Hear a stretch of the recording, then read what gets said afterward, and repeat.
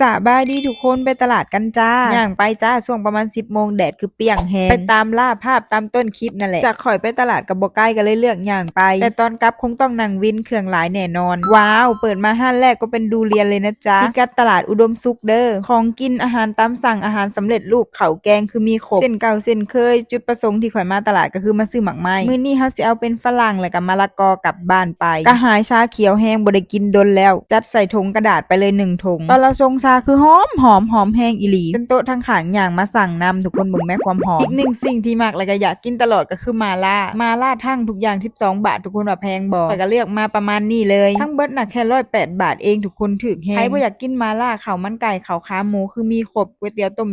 ยำมีเบิดราคานี่คือโอเคเลยได้มีบ่วงมีตะเกียบเป็นถ้วยมาให้พร้อมอันนี้ก็คือทั้งเบิดที่ข่อยไปซื้อมาในมื้อนี้เมนูนี่คือไฮไลท์เลยถ้าเบิ่งคลิปกิน EP ต่อไป